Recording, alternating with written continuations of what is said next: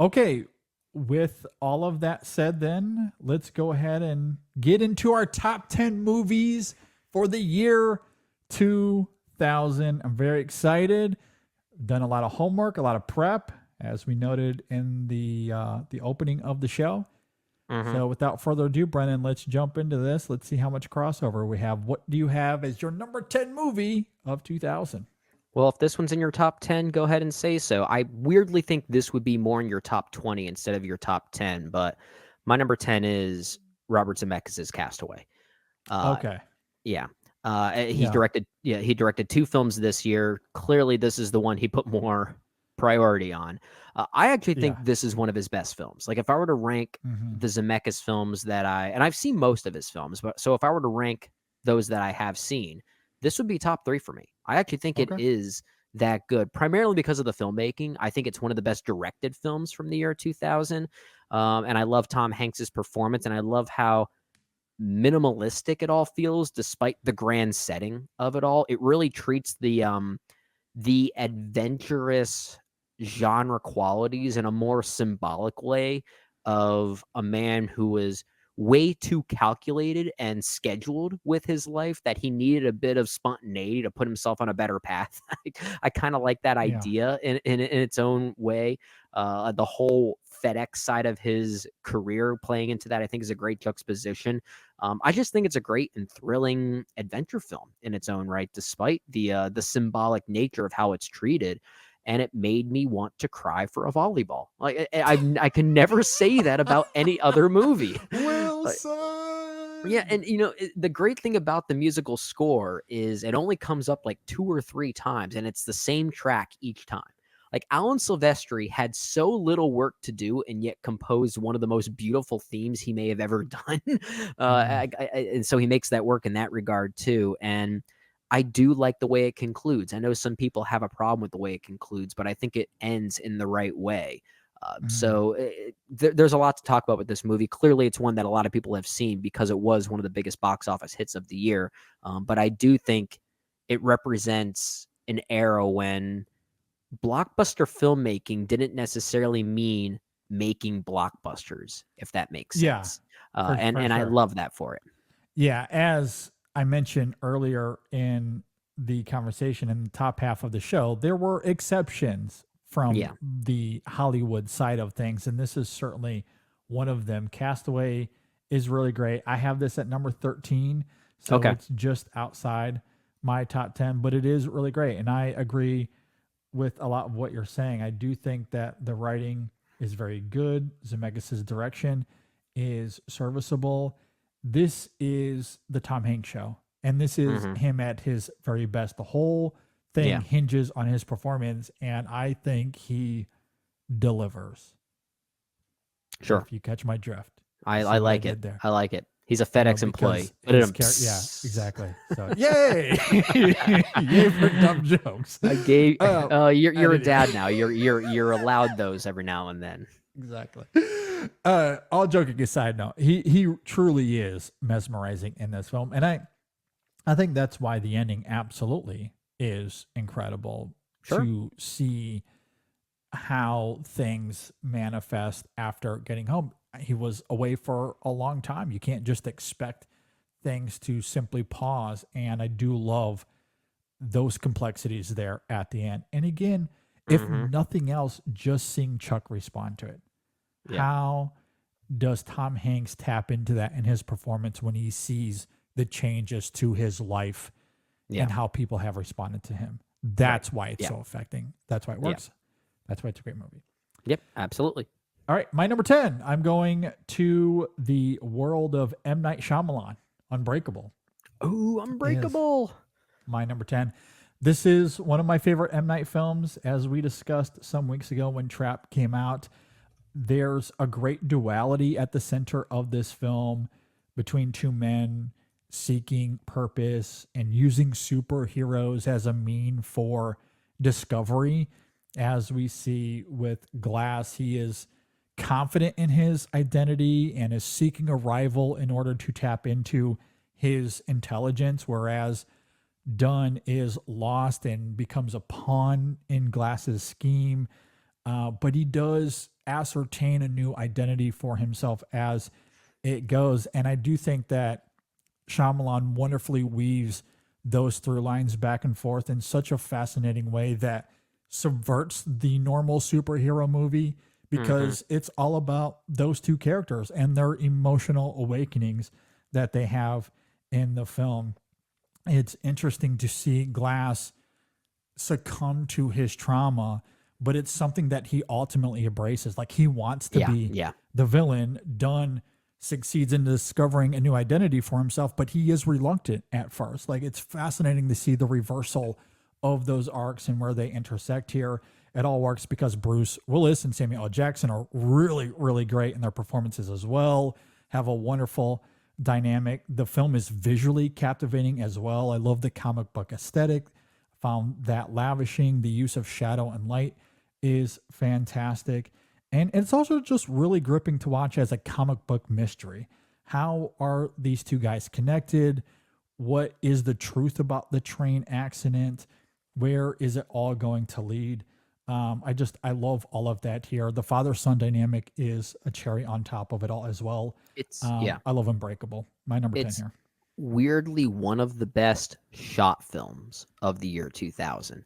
Yeah. There are so many Yeah. sequences there from a camera slash cinematography standpoint that are just unbelievable. My favorite one being the moment where David Dunn first wakes up in the hospital and he's given the news that your train crashed. And it's just this static shot, but underneath is the body of the last remaining victim that just starts to bleed profusely. Yeah. Yeah. Little things like that, little details are they're weirdly comic booky. Like the whole movie Yeah, feels like it it's is. framed like a comic book page. It is. Uh, Yeah. yeah, this is my number 11, Okay. and yet every time I give it another thought and I revisit it, I think it might be the greatest movie ever made, which is a weird thing to say for a film that hasn't even cracked my top 10 for the year. Yeah, sure. Like circumstances have been so kind to this movie; it's so ahead of the curve given Yeah. the trajectory of superhero movies. It holds up Uh, extremely well. it really does. Yeah. I'm still on the fence about the text on screen at the end. Maybe that's the reason why it's not quite in my top 10 if I did Okay. really nitpick and pull hairs to find a reason. It's just I'm still scratching my head over it. But I think it is a Yeah. weirdly awesome psychological Yeah. comic book movie that we just don't see enough of, and it has aged so beautifully given our landscape nowadays. Yeah, exactly. And I'm with you. The ending is a bit strange. I'm not entirely sure what to make of it. And that's Hmm. ultimately what keeps it, let's say, at number 10 versus my top five. Sure. But I still think it's one of the best, one of the 10 It's best films yeah, of its year for it's sure. still one of the best films of the year regardless. We're Yeah. still talking about the quality Yeah. of the year thus far. Yeah. Yeah. Absolutely. Yep. All right. What do you got at number 9? Number 9 is Sofia Coppola's The Virgin Suicides for me. Oh, Um, okay. I think it's one of her best movies. I think it's because it's obviously a coming of age film about sheltered innocence, watching the Lisbon sisters who are overly sheltered by their incredibly devout parents. So then they start to behave like all overly sheltered children would. So I Mhm. think that's a really interesting concept. I love the way Sofia Coppola basically films this like a ghost story. It's a very haunting and sometimes frightening movie. It's very much in common with, let's say, a film like The Beguiled, tonally speaking, maybe without the cynical sense of humor that that film has towards its climax. This one doesn't quite have that same level of cynicism. At times it does, but it's not always going for that. But there's a hauntingly tragic vibe that I just responded to that makes it one of my favorites from hers, if I'm being honest. And it's not until a sequence at the school dance when these girls start to finally experience all that children really need at their age, and that's a Yeah. social life outside in the world, only for it to then have it ripped away the very next day. Yep. It's an absolute gut punch. I was in with this movie just aesthetically speaking. The fact that at that dance there are pivotal moments involving songs by the band Heart, Magic Man and Crazy on You specifically, and then Yeah. it all concludes with Styx's Come Sail Away. I was just in. I was just in. Yeah. And the fact that it's as complex as a coming of age tale as it is, Yeah. makes it a really interesting one. So that's why I think it's one of the best of the year. It's really great. I have this at number 12 on my list. So again, Wow, just we're like outside straddling the my top top 10. 12. If this were a top 12, we'd have crossover right now. I know we're so close to being 2 for 2 in terms of crossover, I know. because both of these are in my 11 through 15. But you're right. It's wonderfully shot. The cast is fantastic, and I love what Coppola is doing here in terms of fantasy versus reality and how those perspectives are funneled in the film. Everyone sees the Lipson sisters through some sort of myth, trying Hmm. to put the pieces Yeah, of the yeah. puzzle together. Yet the sisters never waver in who they are as real life individuals, Hmm. leading to a potent conclusion that is still one of Coppola's best endings today. I just absolutely love that duality in the film. It's fantastic, and it's worth noting, since we're in the middle of a Josh Hartnett assance, that he Oh yeah, has an appearance baby in this face film Josh as Hartnett well. in this one. Yeah, Yeah, yeah, absolutely. And it's hilarious because on last year's retrospective, I noted that we were at the beginning stages of the Josh Hartnett assance, and it's yeah. simply funny to see how that's only evolved into 2024. But yeah, he has a Yeah. really interesting role here in the film that He is does. really You're right. good, and he's a pivotal moment at a certain point, 2/3 of the way through the film. But Hmm. at any Hmm. rate, yeah, Coppola absolutely cooks here. Great film. Good film. There's Absolutely a love it. shot here involving, I'll just say feet dangling. That's all I'll say. That I will Oh my never be gosh. able to Yes. forget. It is one of the most frightening things I've ever seen in a movie. Oh my gosh. Yeah, no, it's really great. No, I Yeah. completely agree. Yeah. Disturbing. Absolutely disturbing. So good. All right, speaking of disturbing, my number 9, Lynn Ramsey and her debut film Ratcatcher. Okay. Okay. Okay. Good movie. Um Good movie. I love Lynn Ramsey. She's one of our best filmmakers working today. I think it is tragic that she only has 4 films to her name. And maybe I can understand why some could be hesitant about giving her money, because her films tend to be bleak and a little harsh, and Ratcatcher is certainly no different. It is really heartbreaking, but there is a raw honesty to it that impeccably captures the volatile nature of childhood. For as much Hmm. trauma and sadness that James experiences, there are moments of joy and maturity that give his story some balance, but not too much. There's still a lot about his adolescence that is blurred with these moments of grief and uncertainty and loneliness, which is what makes the film's backdrop of a garbage strike of all things so clever and stimulating, especially when it's funneled through the cinematography. The imagery here is very powerful. It's very well Hmm. shot, as all Lynn Ramsey films tend to be. The Yeah. performances are really great. It's not a comforting watch at all, but again, I love its sincerity and commitment to emotional truth. That's what defines Ramsey the most, and it really comes through great in this film as well. As far as a debut film goes, It's very I confident. it's very V- very confident, Yeah. absolutely, and I find it all extremely effective. Again, not an easy watch, but an effective one.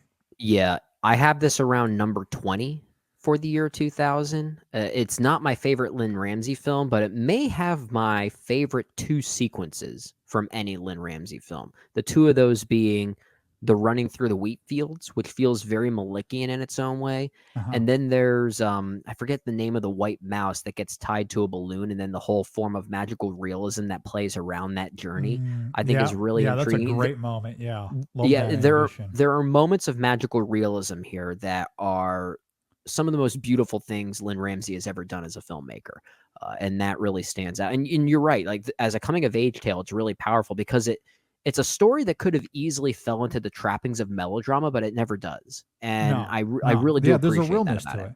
Yeah. Absolutely. And it starts off incredibly bleak in that regard. Like Yeah. it doesn't lean into melodrama.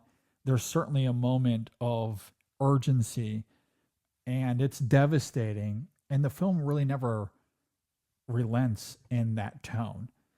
No. Again, even though there are moments of James experiencing joy or adolescent maturity, but oftentimes he finds himself alone or, um, experiencing some sort of hardship, which is Hmm. why I think those moments of magical realism are so expressive here and Yeah. tapping I into agree. that. So, yeah, I great agree stuff. very All much. right, what do you got at number 8? Number 8, I think, is where we'll have some crossover, assuming we probably should have talked about this one offline to confirm that we both will consider it for the year 2000 because it technically came out in the year 1999, but I believe was a 2000 film for the United States. And it's a film we had to catch up with given the recent announcement. What was it? AFI's new top 10 movies of all time. At number 7, they had Claire Denis Beautrevet.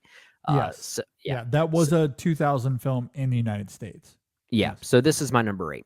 Okay. And it was a first time watch for me for this retrospective. And my thoughts on the movie are going to be pretty brief, primarily because I still don't know what to make of this thing. my, my, my, my first thought was I wrote down in my letterbox review, Claire Denis' Top Gun the Ballet is basically how I interpreted Okay. it. Okay. Yeah. But and I do think, hopefully, I would think that there is some validity in that thought because it does portray a similar type of machismo or deconstruction of that machismo, but it's told in a way that almost feels operatic. I mean, it is based Yeah. on the works of Herman Melville, if I'm not mistaken, but Claire Denis depicts it almost like a stage performance, almost like a Cirque du Soleil. While there is voiceover, there is dialogue here, it almost feels secondary to the way that she's conveying this story visually. It's incredibly hypnotizing, like it is some type of musical performance. It's one of those movies that just simply had me saying to myself, I have never seen anything like that. And I Yeah. said that to myself many times while watching it. That right there is enough to justify putting it in my top 10 Yeah. for this year, I think. So I still haven't fully comprehended everything that Claire Denis is doing, but what she's doing, I could not take my eyes off the screen from. Yeah. Like that right there is why I think it's one of the better films of the year. We were close on the first two, but we do connect here Okay. on the third film. Beau Travail is my number 6 film of Okay. 2000. All I right. completely agree with you. This is a cinematic ballet. Yeah. Even though the film follows a group of French soldiers training in Djibouti, Hmm. they move in unison like a choreographed dance. The Yeah. training procedures are physical, but they're evocative and expressive. They elicit this stunning beauty and sensuality that's more suggestive of an intimate theater production instead of any Hmm. potential combat they may face, which makes sense when you realize that the training sequences in the film are actually choreographed by ballet dancer Bernardo Montet. Yeah. So There's interesting.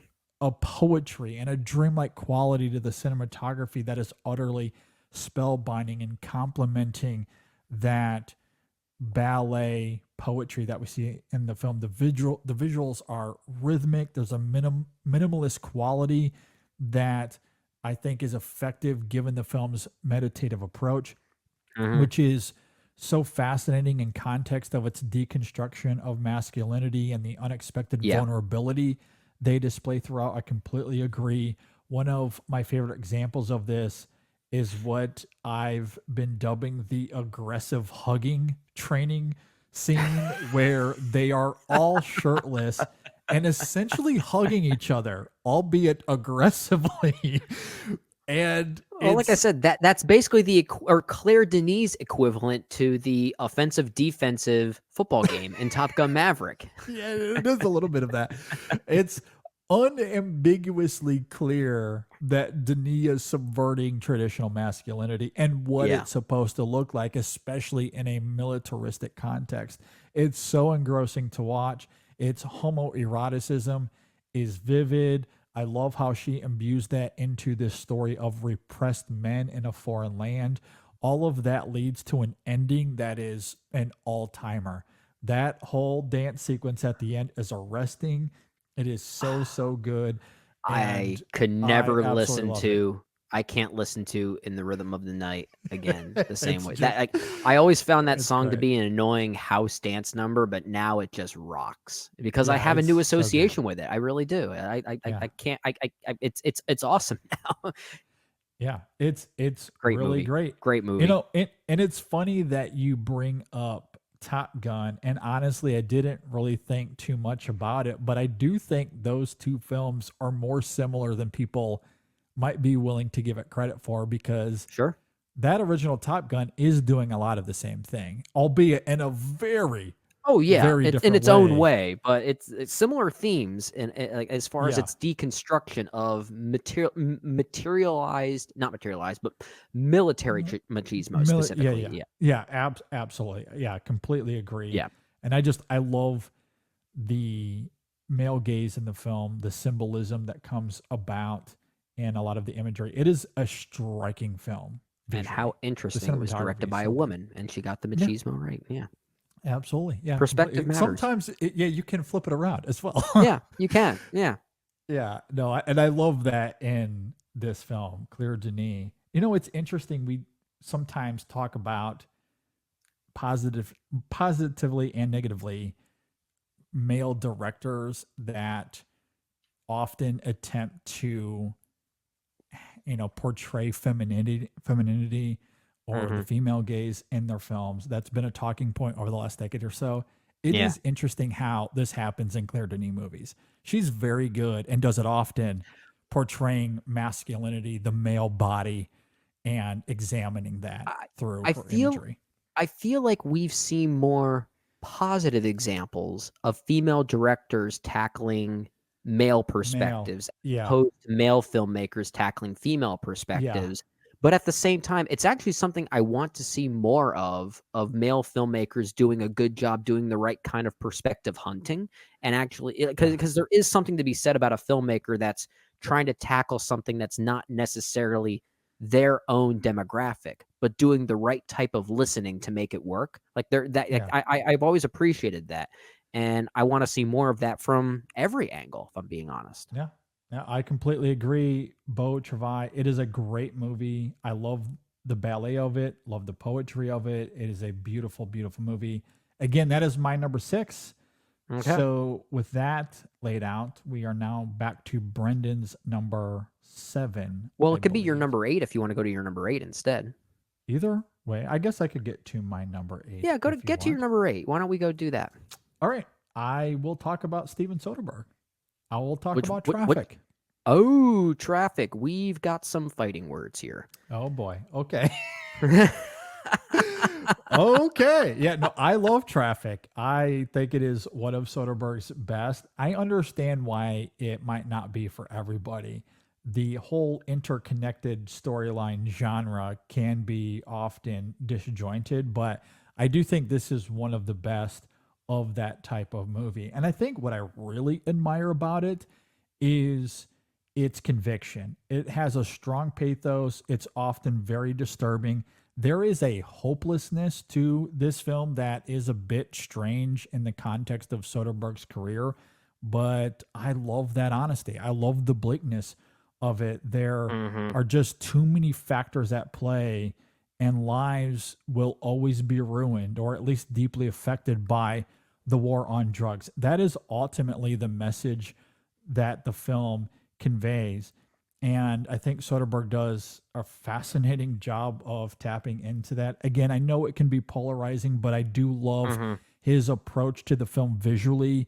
It is unique. He's trying to bring clarity to each storyline simply through visual storytelling and the use of color, the use of composition, and other filmmaking traits that I really do admire. The cast is excellent. Benicio del Toro is really, really great in the film. I love Don Cheadle and Michael Douglas as well. Mhm. Mhm. I just think it's a very smart and bold and a completely committed film to its thrills, its ideas, and just kind of the heartache that is kind of bubbling underneath. So, Sure.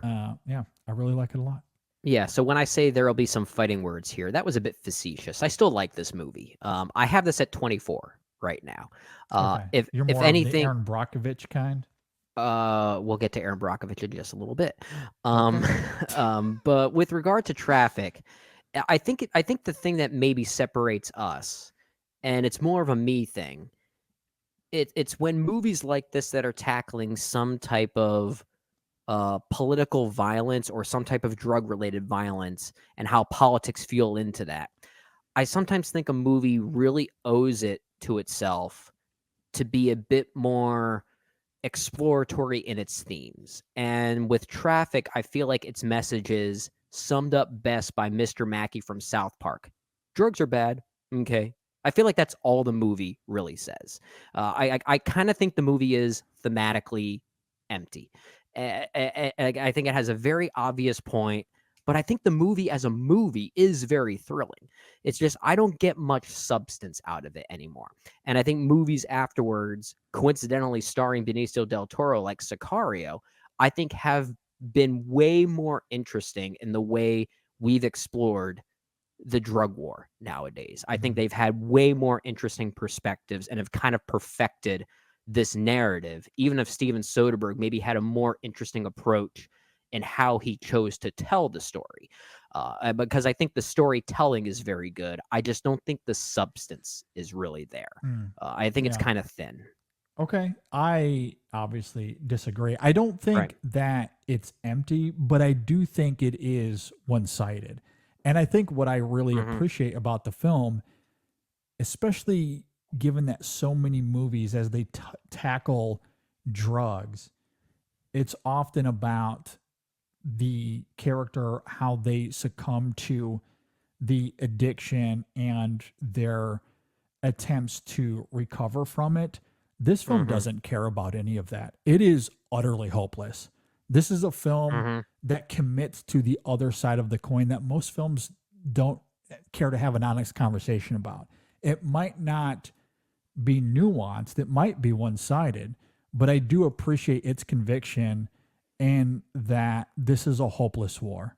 And there's corruption at play. There's no way to win. The people that become involved are victims in a broad scheme that will never change. And some people obviously do get out of it. And there Hmm. is a tinge of maybe that'll happen at the end of the film. But I think mostly this is a film that is committed to a perspective that most drug movies aren't even willing to engage in. They don't even care to bring up the conversation, and that this is a lost cause. And I do love that. Now, there are certainly Yeah. other Yeah. films that do that. Funny Yeah. enough, another film in 2000 that does it as well. But I think Yeah. Traffic, while committed to that idea, is also extremely well told. It's lush in its cinematography. It has I, a very extensive cast that I think is utilized yeah. fervently. And so like I think it takes its one idea and utilizes it to perfection on Yeah. top of Okay. just a really well told movie that's well directed, that's well scripted, well casted, and well performed. So it works great as a movie and as a thematic exercise. I just love its conviction. I will say that conviction is why I would put this above the other drug movie from this year that you're talking about, which I guess is spoiler alert to say that other drug movie is also not in my top 20. I do think this one is more interested in honing in on that singular perspective and very deliberately telling you we're not here to offer a solution. I do wonder if we're at a point now where we kind of need movies to offer more of a substance outside of that, and I do wonder if Traffic has aged poorly in that regard. And I don't say that in the sense that I think it Mhm. has aged poorly. I just wonder if that's a conversation worth having now. See, But it's funny you say that because to me it only ages more gracefully because no other film even attempts to mimic it. Like nothing that I've seen anyway. Maybe well, there's something out there, but I've never seen anything that has the same mm, conviction since Traffic came out. Sicario maybe, but at least that one has a bit of a solution on its mind that's pretty Yeah. Well, provocative. I That's the feel like only one. Sicario's about other things though. Mm, I don't it's think more it's about the same things explicitly. it adds more layers to the things that were very explicit in Traffic. It feels like an extension of Traffic to me. I mean, they both coincidentally end with some type of kids sports game over the end credits. Um, but Sicario, it's hard to compare the two because they're Yeah. both about the drug war, but that's very superficial of a comparison. They're very different movies, tonally speaking, and they're going for Yeah. different reactions. Yeah. But at the same time, I think a movie like Sicario is an example of a film that tackles this type of thematic subject in a way that gets me thinking more. Traffic Okay. just it doesn't get me thinking as much as some other movies that tackled this type of material. But at the same time, you're not wrong. I do admire its conviction. It more or less it lays its cards out pretty early and doesn't really go much further than that. And I kind of have to Yeah. appreciate that at the same time. Yeah. I mean, and I think I see, and that's the thing. I don't necessarily disagree that Hmm. Sicario is like it's a more intelligent movie and has certainly more on its mind. So there Hmm. is nuance there, but Traffic might make me feel more about this because of its hopelessness That's a and fair its point. That's a deep fair point. commitment to that. And it's a So visually ugly movie, and that ugliness very, yeah, does yeah, like you talked about the filmmaking there. Each story, each narrative thread that interlocks has its own filmmaking style, and some of it's pretty unpleasant to watch. And I kind of admire that about it, if I'm being yeah, honest. for sure, for sure. All right, let's go. Otherwise, we're going to be here all night long. So, what do you have at your number 7? I think Yeah, we're to your we're number at my 7. number 7. Well, I guess we'll keep going at this because my number 7 is Aaron Brockovich. Okay, The there you other go. Steven Soderbergh film, There you which go. this is one of my favorite Soderbergh films, and I think it's because it still feels like a Soderbergh film, but also still feels like him making a movie. I think I may have just watched this at the right time with the right headspace because it just made me Okay. feel so happy. Not just because of Erin herself or Julia Roberts' magnetic performance, but and how a movie with this much self-importance can be made with this much sincerity without ever feeling like a cloying TV movie of the week. I mean, Uh it's huh. kind of interesting that this came out the same year as Traffic because they are the complete opposites Uh tonally huh. of each other. Sure. Like, Yeah. they really are the perfect yin and yang for a filmmaker to do in one singular year. Uh huh. I gravitate more towards the Aaron Brockoviches within Soderbergh's filmography than I do Traffic right now.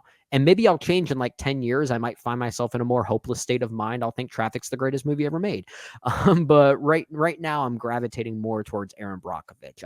Okay. I love the way it straddles that line between feeling like a movie, but also not feeling like a movie. And there are scenes here we just got done talking about our favorite scenes of the past decade. And there are scenes in Aaron Brockovich I always feel the urge to rewatch. Is the one in the court in the office where she's able to relay the phone numbers and the conditions of all of her clients just based on memory. Like the way it treats her intelligence, I think, is really clever. So it's a very rewatchable movie. It's one of the more Yeah. rewatchable movies of this particular year, and I think it's really good. Yeah, I like it. It sits somewhere around 22 for me, 22, 23. Like it's Okay. just outside my top 20. And yeah, I do like it. It just doesn't grab me the same way that Soderbergh's best movies tend to do, but I do really like it. It's certainly like whenever I watch it, I'm reminded of Jay Ledbetter, that is, former co-host Yeah. Extra Film, Yeah. because he was always a proponent of the very good at their jobs. And you movies know, and characters. it's pretty funny because I remember when he and Ryan were doing a Soderbergh movie series, Jay was very receptive to Aaron Brockovich, and he was a little pushbacky on Traffic. So maybe he and Yeah, I share a bit more of a brain when it comes to this particular filmmaker. maybe that certainly could be the case. I do love Hmm. Soderbergh. Again, like I think both movies are good. Traffic for Sure. me just has more of a conviction to it that I admire. Okay. And again, maybe some of it is because it is unexpected for Soderbergh. Like you look at his filmography, and Traffic is such an outlier in that regard. And I just appreciate that. Aaron Hmm. Brockovich, um, it's good. I really like it. It feels a little bit more studio for me than Spielberg's best movies, and how he's able Sure. to kind of make it his own. But it is good. It is really good, and of course, it has an amazing Julia Roberts at the center of it. So, Really good. yeah, Really good. yeah, Yeah. really like it. So I guess we're Okay, at your number 7. so for my number 7, I am at, where am I? Let me pull up my list because we're going out of order here. Oh yes, I know where we're at. We've gone out of order. I'm so I was just about to confused. say it's number 7. It's not that hard to find. Well, but in my notes, we've gone back and forth Oh, between, oh, because we okay, went to my okay. You're 6, not then I looking at had to just go a to my list. See, like 8. we're Yeah, different. I don't even have any notes. I just have the films in front of me. That's all I yeah. have. So at number 7, I have Spike Lee's Bamboozled. I Okay. love this movie. I honestly think it is one of his best joints. This is Spike Lee at his angriest, at his most inspired, at his most audacious. As many have pointed out, it's like an insane remake of Network with the producer sprinkled in there as well. And he doesn't leave anything on the table, which as a result makes the film not just a deeply honest reflection on Hollywood and its repulsive history, but a prescient consideration of the present and future and how little things have really changed. Of course, Mhm. much of his rightful indignation probably stems from Do the Right Thing being robbed of an Oscar nomination and then having to witness Driving Miss Daisy win Best Picture. And then again, recently, again, speaking to the prescientness of it all, he makes Black Klansman, which loses to Green Driving Book, Miss Daisy too. Driving Miss Daisy, the sequel. Exactly. I loved his Crazy. response. He did an interview, or he was on the red carpet that night at the Oscars, and he was interviewed by 2 British journalists where he directly asked them, "Are you British? Let me say this about Green Book. It wasn't my cup of tea." Yes, I yes. love that. I love that. Great moment. For as far as we've come culturally, there are always these missteps that make Bamboozled extremely relevant. And what I Mhm. love about Spike Lee is that he fights fire with fire, so to speak. In an industry that has historically been chock full of blatant racism, why lean on subtlety? Because the industry surely hasn't been. I think that's what I love most about this film. It fully leans Mhm. into its premise. There is no ambiguity to it. Seeing a crowd full of white people in blackface as they watch a TV show of black actors in blackface and Mm. being completely in awe of the Mantan persona, it is very uncomfortable. It is unsettling, and its brazenness is why it works. But it's also a very funny movie. The Mhm. commentary is rich. Again, it's ardent, but the comedy I think is also stimulating. I absolutely love how he's able to bleed both of those things together. The cast is excellent, fully committed to their performances. Yeah. Again, I think this is honestly one of Spike Lee's best movies. For me, it really is up there with Do the Right Thing in terms of its artistry and its thematic texture. Absolutely love it. Yeah. Again, not a comfortable watch. That might be the theme of Oh, this 2000. Now this that I think movie's about it, this movie's there's nauseating. This movie's it is, nauseating. Like, it's enough yeah, to make you sick. yeah. There's a lot about it that is challenging, and I love that he's as fervent in those challenges. And it's what makes this film one of the best of the year. I have it at number 7. I have it at number 16 with the caveat that it will probably go up.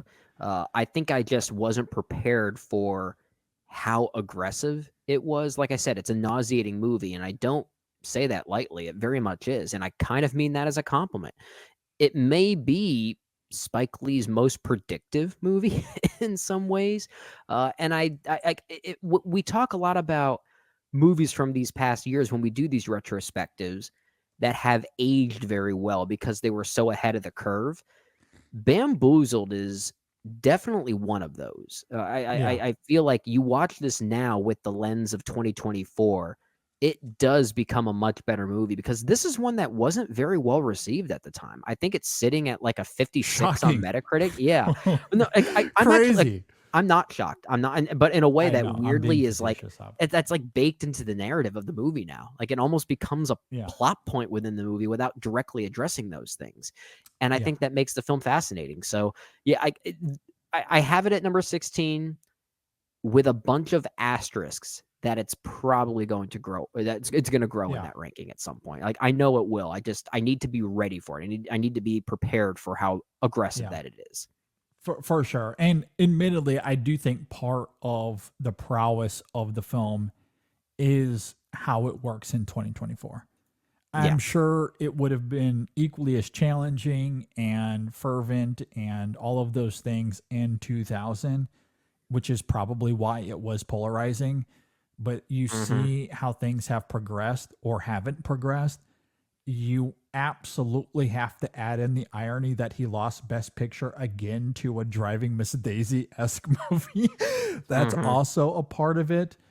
And it's just like, okay, have things really changed? And could you see this kind of thing happening? And obviously it is very on the nose. It is outlandish. But again, in terms of that idea of fighting fire with fire, I think that's why it works and why it's so great. So I agree. It. Yeah, good stuff. Okay, so to your number 6, then what do you have at number 6? My number 6 is going to be somewhere in your top 10. I know it is. In fact, at this point, it's got to be in your top 5 because that's all that's left as far as what I don't know. So we're at the crossover stage. We have to be. Number 6 for me is Crouching Tiger, Hidden Dragon. Okay. Yep. This is my number 3. Number 3? Okay, I'm just making a note of that now because this will not get confusing at all. No. Nope. This is the beauty of taking notes mid-podcast. So at least we can talk about this one together and speed this one along. I think I would have rated this one a little bit higher if not for some of the dialogue exchanges here, which are sometimes a bit plotty at times. I understand that might just come with the genre territory, but man, does Ang Lee direct the hell out of this thing. Like taking it as purely a sensory experience, it might be the best movie of the year 2000.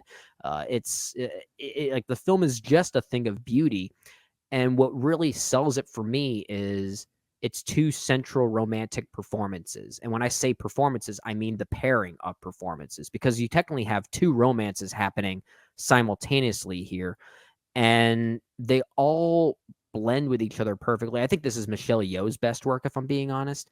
There's really no good or evil here. Really, all its main players are simply finding themselves victims to upholding ancient traditions that prevent them from living lives for themselves. That's really the basis of this movie. So Ang Lee said he wanted to direct this like a Chinese dream in some ways, and he's looking at it and at not just a cultural dream, but also a funneling of how history was maybe a bit restrictive to certain people at this time, and certain professions and certain genders.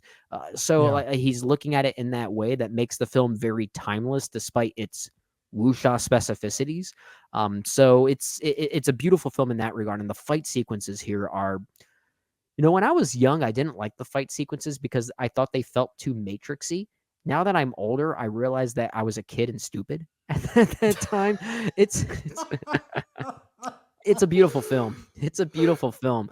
But like the way that these fight sequences are able to defy gravity showcases the strength of the spiritual strength specifically of what Yeah. they're able to do, I think is really great. So it's a beautiful film, and I'm not surprised to see it ranked at number 3 for you. Yeah, it is breathtaking to watch. It is poetry in motion. It is exquisite in its emotional narrative. The action sequences are exhilarating, but what I really love about them, the Usha of it all is fantastic, Mhm. but each of these sequences have a pathos and an arc built into it that I think Yeah. is stunning, especially when you consider the performances and how crucial the cast is here as well. It is a blistering marriage of visual storytelling and radiant writing. As you noted, it wrestles with the duality of personal freedom and societal honor. There's a deep seated desire for love in all of these characters that they battle within themselves against the cultural honor code that roots many of the actions they take in the film. And it is beautiful. I mean, that last Mhm. line from Li Mu Bai, I want to tell you with my last breath, I have always loved you. I'd Yeah. rather be a ghost drifting by your side as a condemned soul than enter heaven without you. I mean, if you're not moved by that, you're dead. You have no soul. That is an unbelievable We line often in this film. we often avoid hyperbole on this podcast, but that's one I'll allow. Yeah, it's just so good. Like I love the writing. I love the production design. Again, the stunning craftsmanship of the sequences. You certainly think of the forest scene there with all the green imagery. I just love Mhm. it. It's iconic in many ways, and I absolutely adore it. I mean, this is a film that has gone on to inspire a lot of other films in the aftermath of its release, and for good reason. There's a reason Yeah. people want to mimic this film. Yep. It's Absolutely. wonderful. So yeah, I have it at number 3. Even some of the mimicry. I don't even want to call it mimicry, Yeah, but that might it, be the wrong word, but yeah, the because inspiration. some of the films that became popular here in response to Crouching Tiger, Hidden Dragon were still made by, you know, Chinese or Taiwanese filmmakers Sure, sure, sure, mostly, sure. like Zhang Yimou, and I think his Yeah, film Hero is probably the best example of it. Like I do slightly yeah, prefer Hero over Crouching Tiger, Hidden Dragon, but they are going for ultimately different things. I think Crouching yeah, Tiger, Hidden Dragon is certainly more influenced by American westerns by comparison. There is a very western vibe to it, especially when you get that extended flashback of that romance between its two younger characters. It definitely feels like it's out of a 1960s John Ford film at times. sure, sure. But I kind of like that about it. It's great to see something like this that had this kind of accessibility that introduced audiences to this type of movie, and then they would then find intrigue in Hero and House of Flying Daggers and Curse of the Yeah, Golden Flower and The Grandmaster some years later. So, like, I'm glad that a movie this good could spark a movement.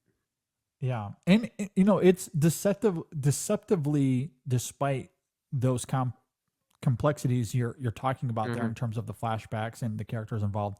I do think it is deceptively kind of simple. And there's a lot Yeah. of symbolism that is really rich and layered into the film, don't get me wrong. But it really is about all of these characters in their own way wrestling with the personal freedoms they want Mhm. and the culture that has rooted them, Yeah. that they do want to honor in some Yep. sort of way, and they're having Absolutely. to find themselves navigating through that, and Yep. it's beautiful to watch. Good Uh, stuff. okay, so that is your number 6, my number Yep. 3. And So your what? number 6 was also Beau Beau Travay. Travail. Yeah. So that means it's back to my number 5, I Yep. guess. Yep. I Who think do you this have is at number also 5? going to be in your top 5. Coen Okay. Brothers. Oh, brother, where art thou? My number 2. Number 2. Number 2. Okay. Okay. Let's talk about Number this 2. thing. Yep. I'm trying to pull some things up here. This is one of my favorite Coen Brothers films. Same. Yeah, I love it. and it's interesting because it's one of their more meandering films. It's one of theirs that doesn't really have much of a story, if by comparison, but it's the one I think I can rewatch the most. It's kind of Oh a yeah. hangout movie in some ways. Mhm. It's I can't fully explain everything that it means, despite knowing that it's pulling from classic religiosity. It's pulling from Homer's the Odyssey. Themes of faith and history and music permeate throughout the entirety of it. Mm, I just love experiencing it. I love to experience it as basically a Southern cartoon is how I kind of see the movie, crystallizing with a particular performance of Man of Constant Sorrow, which happens yeah, twice in the movie. The yeah, first one's great in the recording studio, yeah, but the second one, which yeah. it just gets the audience up its feet and It's so good. upends It's traditional so good. racial tensions. I mean, it Yeah, speaks to the musician in me, the way that the audience is able to latch onto that type of musical moment. I think is really awesome, for lack yeah, of a better term. I think it's a great movie. I'm curious what you have to say about it. yeah. I didn't anticipate that it would be this high. I knew that it would be in my top 10. I didn't know where, but as I was revisiting moments of the film and thinking about it, I could not escape how smart and clever I think it is, and also how funny it is. It is an absolute riot. It is the Coens' silliest film today, arguably, anyway. Hmm. It is, of course, a very loose retelling of Homer's Odyssey, as you're talking about. I love its absurdity. And again, I think underneath the lunacy of this film is something incredibly clever with what it has to say about spirituality. It's Yeah. so zany on the surface, but underneath is this exploration of spirituality where Everett finds himself agnostic in a world that is otherwise very religious. There's that great moment where Pete and Del Mar get baptized, and there are some really funny quips thrown around in the aftermath of that moment. Yeah. They then meet up with Tommy, who we learn has sold his soul to the devil, which is a Hmm. fun juxtaposition to Pete and Del Mar. And it leaves Everett in a very unique spot, but it's not something he relents on until he's caught by the devil, so to speak, the sheriff character, where he falls to his knees and he speaks to God and is not only saved but baptized by the flood that comes about. There Yeah. are tons and tons and tons of spiritual and biblical references here that I think is so arresting, again, with how it's interwoven with the zaniness we see on the surface. Even the song Man of Constant Sorrow speaks to this. It does. You're When right. you look at Isaiah 53, 3 through 5, it says, He is despised and rejected by men, a man of sorrows and acquainted with grief. Surely he hath borne our griefs and carried our sorrows. He was wounded by our transgressions, and with his stripes we are healed. That correlates to the lyrics of that song pretty impeccably. And so, like, I love how the writing is so spectacular and how it's able to have such thematic depth to it in a film that you don't really ever have to think about it in that way, No, you because don't. the lunacy is so good. You're right, it's a hangout movie. There's just simply a lot of gags and a lot of It's laughs to be had. it's a At Looney least Tunes episode. It basically. so if you're in tune with the Coens humor, and I very much am, I find all of that radiant in this film. I just Yeah. absolutely Well, adore it. But uh-huh. I also find the religiosity of it striking as well, and the whole idea of Everett being agnostic when everything else around him Hmm. Yeah. is antithetical to that in some way, shape, or form. And then there comes a moment where he has no choice but to get on his knees and pray. And the moment that happens, he finds himself saved, but also saved from the devil and from God's wrath as well. Like Yeah. it's just so fascinating how all of that For sure. works out. And that is the brilliance of the Coen brothers when they're at their best. There's so much to love on the surface. It's what I love about Inside Llewyn Davis. I can simply watch that as a music movie about a man struggling to find his way. Yeah. And But Llewyn is so fascinating. they being the Coen brothers, they have more on They their being the mind. Coen brothers. Nearly. Yeah. Yeah. They have Yeah, more on their minds every time. or Barton Fink, like all of their best movies, you can simply watch as movies and you're mesmerized. And then you Mhm. watch them as a work of intellectual property and emotional texture. And it's like, man, there's so much more underneath that you might not realize on a first watch. And I do love that about Oh Brother, Where Art Thou? I think it is kind of underrated in how much symbolism and emotional texture there is to the film, especially given how Yeah. zany it Well, is. And it is yeah, really it's zany on the very zany. surface. Yeah. But I love that. And when I was thinking about that, I was so blown away by how well I think that works here that it jumped to my number 2 spot. Well, it's not even just the spiritual symbolism that you're talking about. The film has a lot of references to real life history. You mentioned Tommy Yes. Johnson, who they encounter there. Even Babyface Nelson makes an appearance that Yeah. we may even have to consider a movie like Oh Brother, Where Art Thou as one of the best examples of kind of revisionist history in some ways. Sure. Yeah. Yeah. It's Yeah. so attentive to its Yeah. historical references that while it's not necessarily accurate, it's interested in exploring the real life Yeah. figures around these things. So Yeah. I appreciate that aspect of the film as well. Yeah. The time and setting is really interesting as well. It's And weird. seeing how that comes about. Yeah. It might be the most interesting Coen Brothers film, to say the least. It also Mhm. might be their best looking movie. It is It really great. it And is the a music, as you beautiful talked about, yeah, it's it so is a good. great film. It's so good. Might be a top 3 Coen Brothers film as I think about it. Yeah. At And least top I haven't even and I noted earlier that this is loosely based on the Odyssey. I think mhm, there's a lot within that you could tap into as well sure. if that's something that you relate with. Admittedly, I don't know that world as much as I know the biblical text. Mhm, And so I see the biblical references vividly all over this film in sure. so many scenes. Sometimes it's very subtle and clever and hidden. Other times it's quite obvious. But it is all Mhm, over this film. And it you is, you're couple right. that with um, the ancient Greek stuff and the historical context that you're talking about. I mean, it's so cleverly woven together. Like it's really smart, which I think is ironic because there's so much buffoonery on the surface. It's it's It's like it's a this smart is it's a smart movie that's presented as as a movie dumb. about idiots. Yeah, exactly. Yeah. That's the perfect way to phrase it. And I Uh, love that irony. I It's love great. George Clooney in this, one of my favorite And performances from Clooney's him. great. That's another thing too. This is honestly one of his best performances. Oh Um, gosh, yeah, absolutely. yeah, yeah. And someone pointed this out on Letterboxd. I can't remember who, so forgive me. But the context in which this comes out is fascinating because up until this point in his career, we had seen him do a lot of dramas.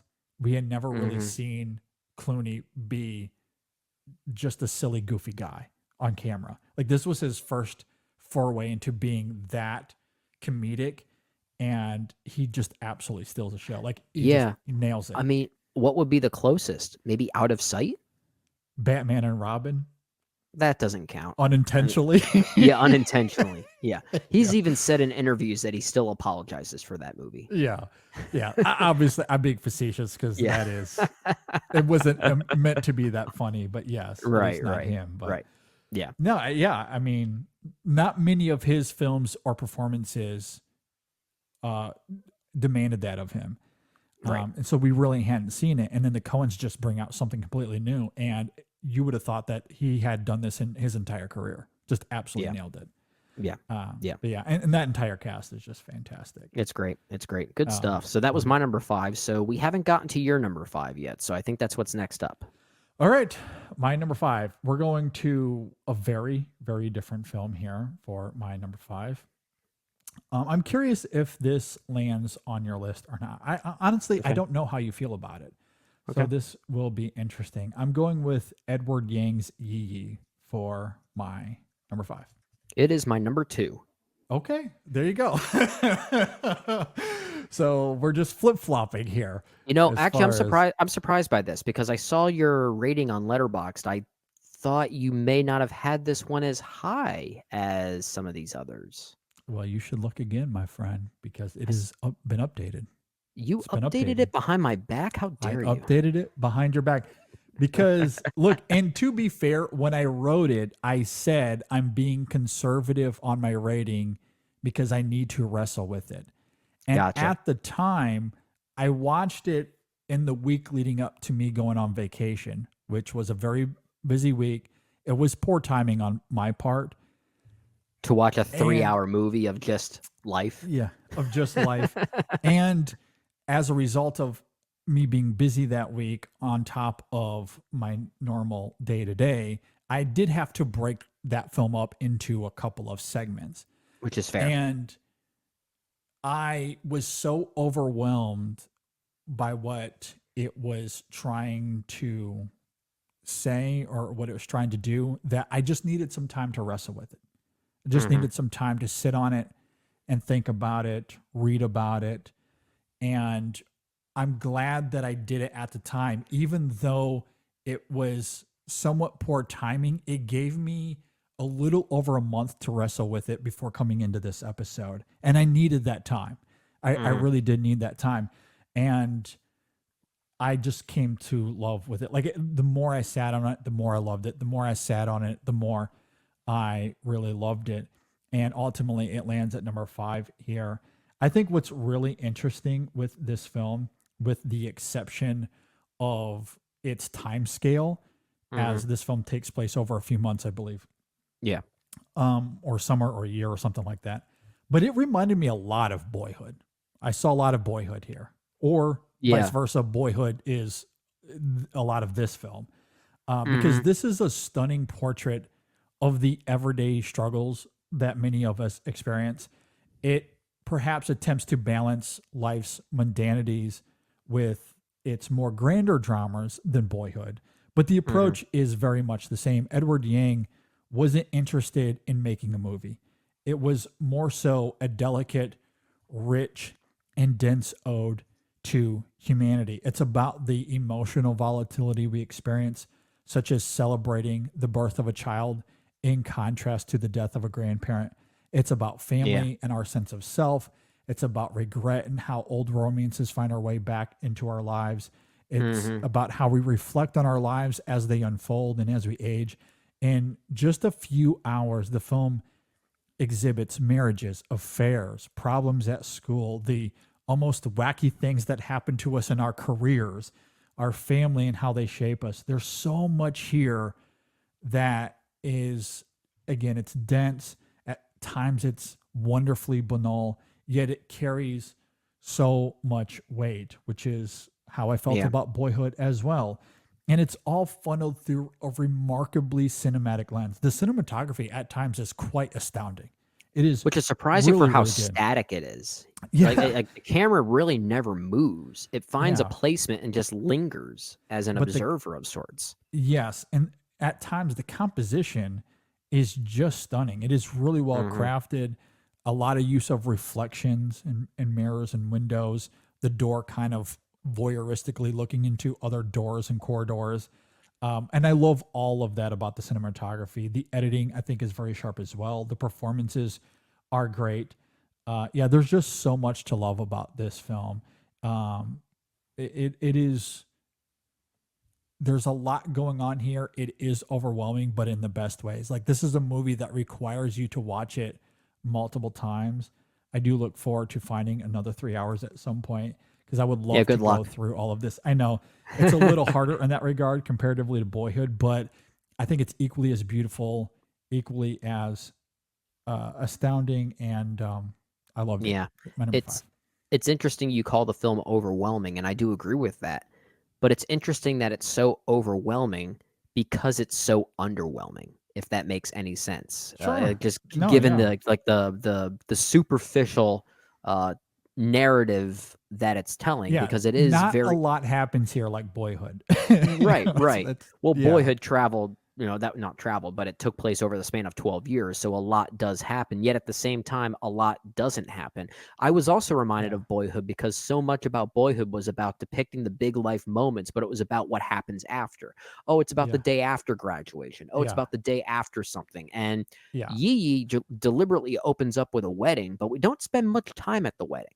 It's more about Yeah. the after party of the wedding as it's concluding. That's the first Yeah. 10 minutes of this thing. And even Uh, that is from a distance. yeah. Like we see the party kind of unfolding like way in the background.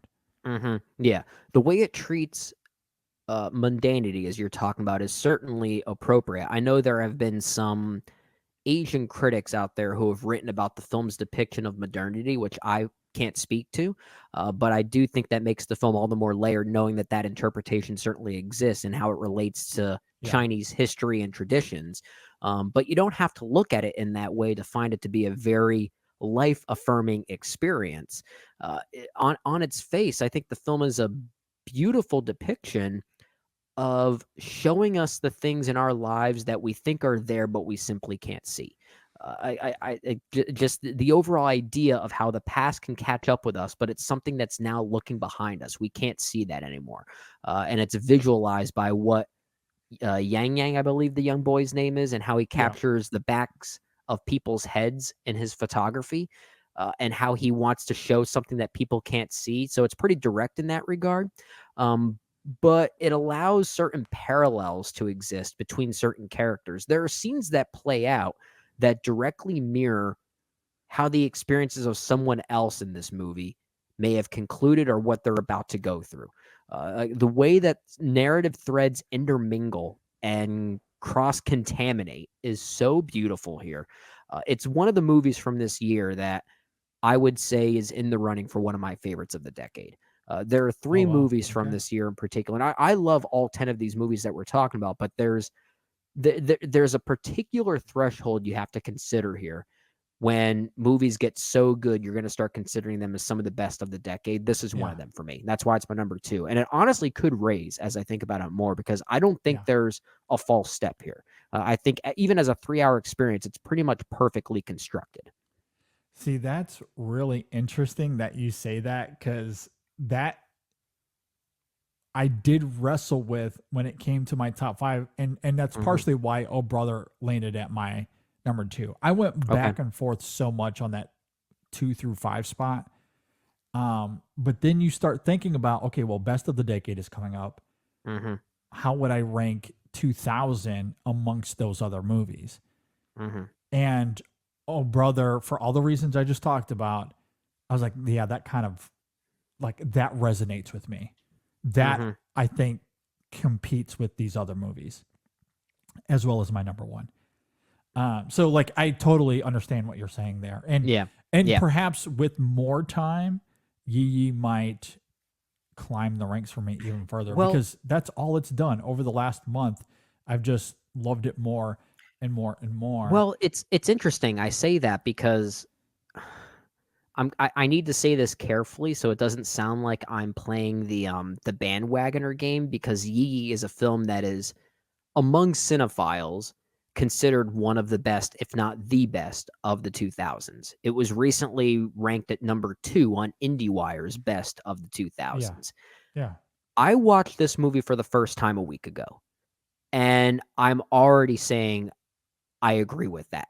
Like okay. I'm already kind of there. That's Uh, that's that's fair. Like yeah, which yeah, it'll which be doesn't in my happen very top often. 50. Yeah, well, I usually don't like to do that. Like, usually for me, if I know the reputation of a movie going in for the first time, I always want to play it with a bit of a more conservative interpretation, so that way I'm not jumping to conclusions. But with Yi, I was by the time the end credits started to roll, I thought to myself, yeah, I'm with everyone on this one. It was pretty Yeah. instantaneous for me, and that's not to say it should be for that. Like, it should be the same for you. I'm not saying that, but it's one of those few times where I was kind of able to jump on the Mm. bandwagon pretty quickly, which doesn't happen very often. Yeah. I mean, it's at my number 5. I don't know how much disparity there really is here. That's It your will same way be of in saying my you top hate the 50. movie. I'm kidding. Like it's gonna we're talking about a decade's worth of movies, and it'll be in my top 50 of a decade's worth of movies. I I think thought that's only pretty 50 high. movies came out over the span of 10 years. Yeah. I mean, some people might think that is the case. Average But moviegoer yes, might only see like 20. it's really good. I wholly agree with you. Yeah. Oh, it's so good. Okay. So that's your number 2, my number 5. Yeah. So that means we're So at number 4 for at least my 4. number 4.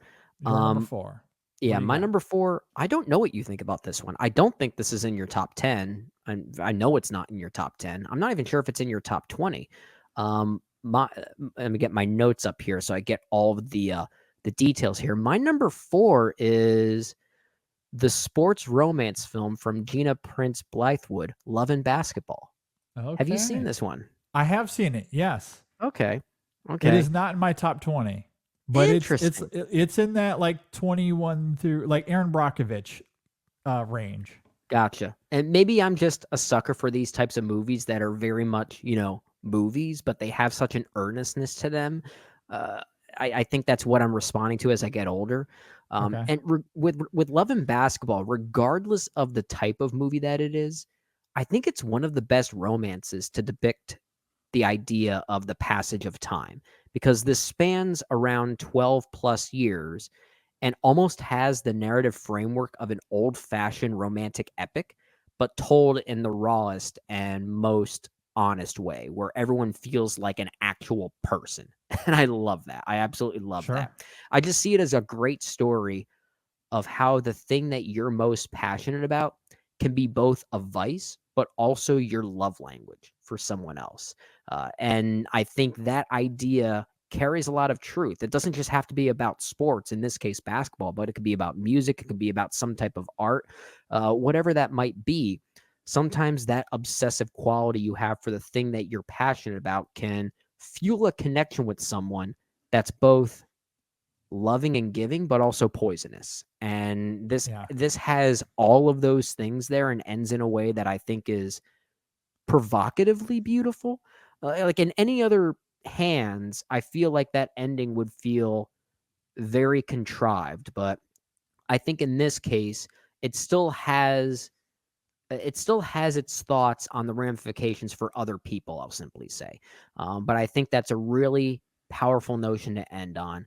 And some of the needle drops here really just solidified my love for this movie as I think about it further. There's a needle drop at the end, that one-on-one sequence featuring the song Full of Me by the great Michelle Ndegeocello, who is one of my top 10 favorite Yeah. artists.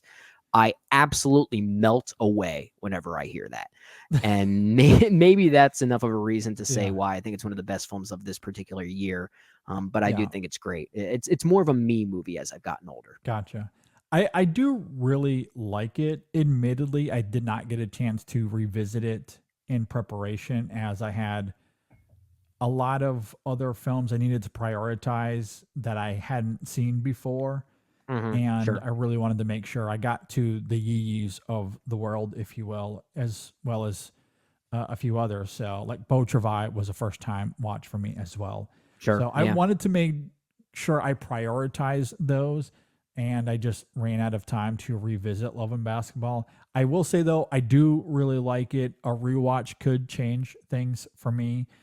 I just, again, it's kind of like Aaron Brockovich. I think it's Yeah. good. I would still probably rate it like 4 stars on Letterboxd, maybe three and a half, It's like around that range, like it's a really good movie. good. I Yeah. just don't think it quite reaches the heights of the films I have above it. Which is I fair. mean, and that's really it. That's all it Which is comes down fair. to for me. Yeah. So, so I can't really speak too much of it in detail because it's just been a while since I've seen it. But I'm Yeah. glad to hear that it struck a chord with you and it Oh, it strikes a is lot that of high chords with with you. me. So Yeah, it's a really good movie. So that was okay, my number 4, which means really, yeah. So you have your number 4 next, and it's one of 2 films. yeah, Like there are 2 films left that I know are going to be on your list. I'm yeah. just not sure where Well, they're going to be placed. if I've done the math correctly, my number 4 is your number 1, and that is Lars von Trier's Dancer in the Dark. That is incorrect. My number 3 is Dancer in the Dark. Oh, really? Okay, I did my Yeah. math incorrectly. All right, so my number 4, your number 3. Yes. I said it at the time when we reviewed it, and I'll say it again. I'm both grateful to and furious at Brendan for making me watch this film And to which my because it response is, "You're welcome." is devastating. The last hour is viscerally haunting. That final sequence will traumatize you. But at the same time, it really is this beautiful film about sacrifice and love and Selma coping with her rugged daily life by transforming it into a musical because, as she says at one point, nothing bad ever happens in a musical.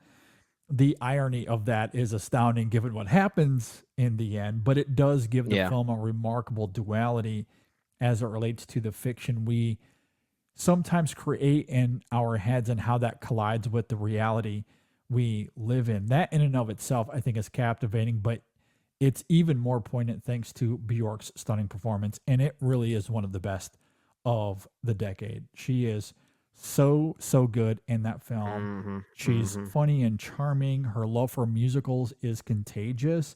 She loves her son. I love those scenes in the film as well. And then it ends on that note that is formidable. And some of it is the direction and the writing of the film for sure. But Bjork taps into all of that with this remarkable precision that I just absolutely adore. So I don't know. There's something about 2000 and its dourness that seems to be the theme that has resonated with me for whatever reason. I didn't What an really think ugly about year. that too much until we started talking here. But like, yeah, a lot of the films in my top 20 are like, man, these are like really dark and bleak films, but they're really good, really good. And Dancer in the Dark, like I love the music. The music of the film Mm-hmm. is just really fantastic as well. I love it. My number It's 4 here. it's a great showcase for a great performance. And I know there may have been, not even may have been, I think it's pretty much confirmed that Bjork herself was not treated the best during the Yes. making of this Yeah. from Yeah. Yeah. Lars von Trier. And regardless of the circumstances there, that's certainly a different conversation we can have. All we can do is judge the performance on screen. And I do think it's actually one of the best leading actress performances I've ever seen in a movie. I do think it's at least up there, regardless of when you want to create that cutoff. I think it is that good. The Mhm. moment where she sings "My Favorite Things" in the jail cell, where it's just her a cappella, Yeah. it's probably my Oh, favorite musical number in the film. And this is a it's musical. so This is a arresting. full-fledged musical with Yes. dance sequences and choral arrangements and all of those things you come to expect from a musical, just done in a Lars von Trier kind of way. And Yeah. yet the best one is when she's just simply leaning against the wall Yeah. singing one of her own favorite songs. Ah, so Yeah, good. it's a devastating film about many things. A mother's love for her son. It's about immigration. It's Yeah. got a lot of those things on its mind. It's a very deep film, perhaps Lars von Trier's best. Although I need to watch Breaking the Waves again. The early side of Lars von Trier, I think, is certainly more emotionally interesting than what he would Yeah. do more recently. Oh, I agree. I think most people would agree with that. Yeah. But Yeah. here, this That's is great evidence of really great emotional power. yeah. No, I do remember having that conversation a couple years ago. I want to say whenever we talked about Dancer in the Dark, that maybe that's when it came up because Hmm. I haven't been too much of a fan of his last few films. Melancholia is really good. I I like didn't that. love Antichrist, and so like I felt kind of mixed on him because until we did these retrospectives, and this is the beauty of doing them, I hadn't really seen some of his early work, which is why you're like, no, you need to watch Dancer in the Dark. Yeah, It's really great. And it's yeah. like, oh, okay, And I'm kind of mixed on him. you liked Dogville Well, quite a bit, right? but that was another blind spot for me. I had not Gotcha. seen that one either. And then yeah, I caught up with Dance on the Dark. I caught up with Dogville. I was like, man, I really like these movies. I need to Mhm. maybe start watching some of his more early work because these are really great. He's So another filmmaker that had a bit of a pivot point midway through his career, and for many yeah, people, not for the best. yeah, Yeah, absolutely. but Dance in the Dark, Okay, great movie. great movie. So that's your number 3, my number 4. I've already Yep, talked about my number 3. That was Crouching Tiger, Hidden Dragon. yep. I've also talked about my number 2. That is Oh Brother, Where Art Thou? And my number two was Yee Yee, which Yee means our Yee. number one is next. Both of our number ones, and apparently we just talked about this one for about an hour and a half on a Yep. previous episode. I think it's all coming together here. Yeah, my number 1 is Cameron Crowe's Almost Famous. That's my number one as well. And I don't think we really need to go into this too much because we literally talked about it for 90 minutes, which should already be available. We've released that to the public already. So Yeah. you can go and listen to that. You can hear Brendan and I rave about Almost Famous for 90 minutes. It's a great movie. I love it. Yeah, my favorite film of 2000. I don't know if you have anything else to add to that. My favorite film of 2000. I think this film, Yee Yee, and Dancer in the Dark, these are the 5-star movies on Letterboxd for me from this particular year. And even though when we reviewed Almost Famous on that particular episode, that is available now, as you said, we did acknowledge a few things that may be somewhat critiquey about it that we Yeah. didn't necessarily love. Nitpicky. Yeah. Yeah, Quibbles. and yet I think it's one of the better films of the entire decade. I agree. Yeah. Totally agree. No, Yeah. I mean, I think it just goes to show that even masterpieces don't have to be completely, and it's, I don't know, it's a contradiction to say that. Oh, but no. Well, I don't think it is. I think you're onto something there when you say it that way. A masterpiece doesn't need to be a perfect movie, and a perfect movie is not always a masterpiece. Yeah, exactly. No, I think that's exactly it. I completely agree. Absolutely. And yeah, I do have a quibble with Almost Famous, but I don't think it detracts from how masterful that film is and how deeply resonant it is and everything we talked about. So yeah, absolutely. My favorite film of 2000. I do think it is one of the best of the decade as well. All right, so let's bring some clarity, especially since we jumped back and forth. Let's bring some clarity to the top 10s before we round out our top 20. So from 10 to 1, go ahead and list your films in order. Number 10 was Castaway. Number 9, The Virgin Suicides. Number 8, Beau Travay. Number 7, Aaron Brockovich. Number 6, Crouching Tiger, Hidden Dragon. Number 5, Oh Brother, Where Art Thou? Number 4, Love and Basketball. Number 3, Dancer in the Dark. Number 2, Yee Yee. And number 1, Almost Famous.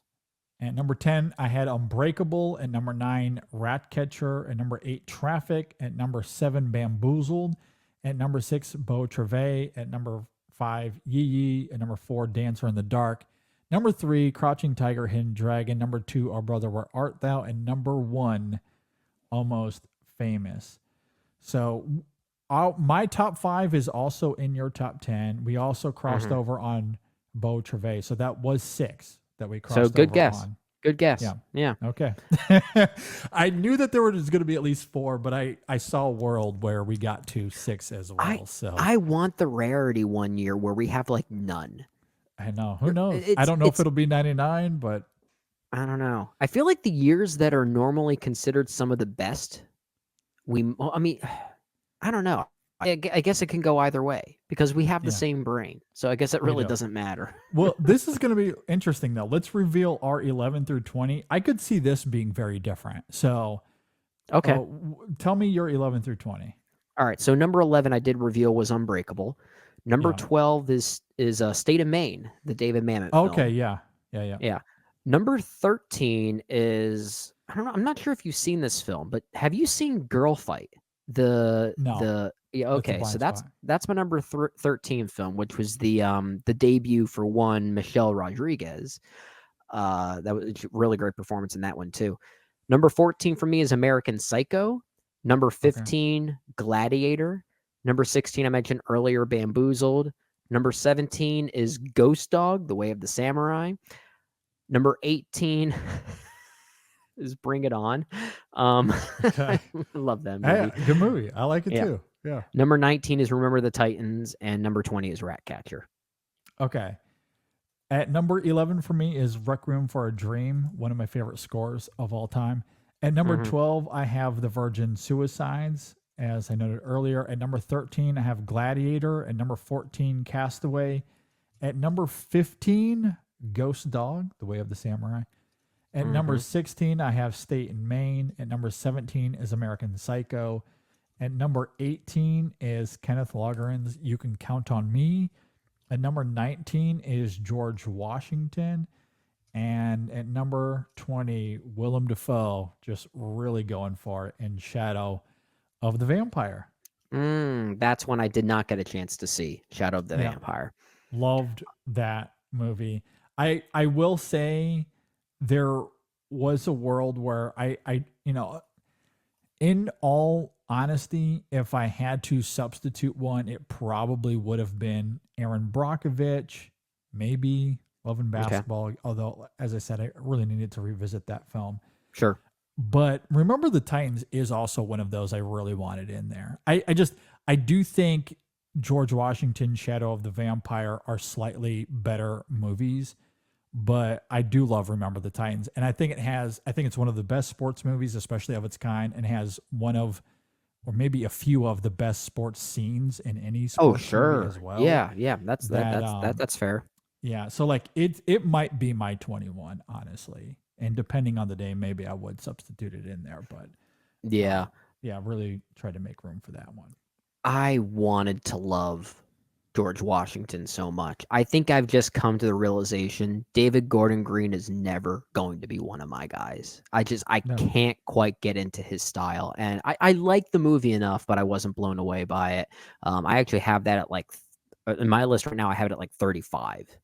Oh, okay. There's some Yeah. stuff I still have above it. Yeah, no, I really like it. Like David, his small stuff I adore. His mainstream stuff is the worst.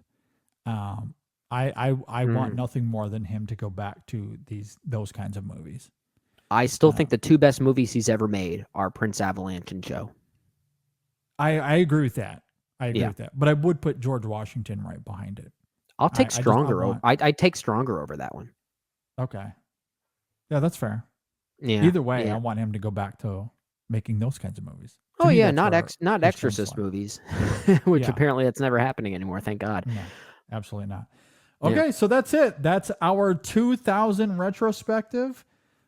We are done. We've covered it. We've covered the year of 2000 in What a film. relief. We're done watching movies. I know. If you agree or disagree with anything we had to say here, let us know what you think of our list. You can comment below if you're watching on YouTube. You can hit us up on Facebook, Twitter, Instagram if you're listening on Apple Podcasts or Spotify. You can email us InSessionFilm@gmail.com as well.